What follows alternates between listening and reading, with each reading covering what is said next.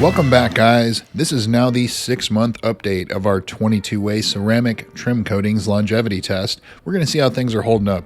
As always, links to where you can find these products can be found in the video description, as well as in the spreadsheet in the video description about everything that's in them, etc. If you'd like to support the channel, ways to do so are on your screen here. It is always greatly appreciated because without it, tests like these are not possible. The last 30 days weather, as well as the lifetime weather that this panel's seen, is now on your screen. And you can see in the last 30 days, we've had quite a bit of rain. As always, we foam this panel down using Chemical Guy's Honeydew Snow Foam, rinse it, foam it again, wash it, and then of course rinse and dry everything off before we do our thorough inspection. Panels like these stay outside our shop 24 hours a day, 7 days a week here in East Texas, exposed to the elements, and they're washed once a month until the last one fails. So with that out of the way, let's see how things are holding up.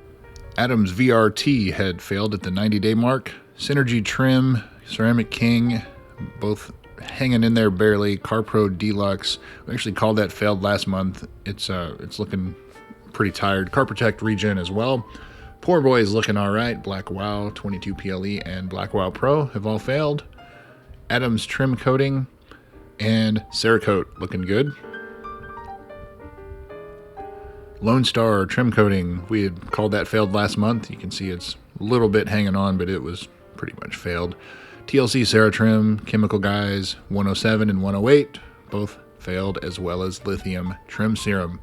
IGL Trim, we marked that failed last month at 150 days. You can see that there's a little bit there, but it's failed. Hydro Silex had failed. Solution Finish and the Solution Finish Over the Top sealant. Over the Top doesn't look quite as dark as the original. And G-Technic C1 failed, C4 is still going.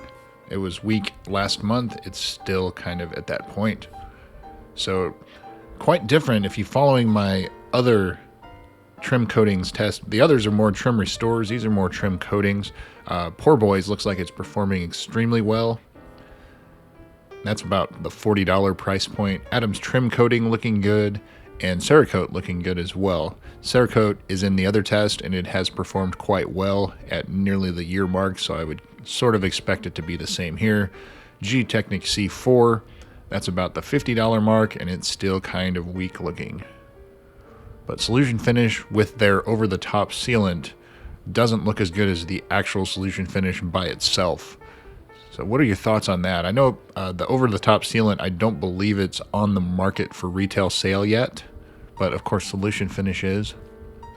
And IGL Trim, got 5 months out of that before we called it failed, and it's continuing to degrade.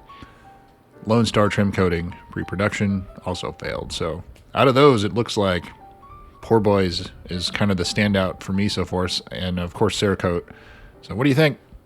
Let me know in the comments. Thanks for watching, guys. See you soon.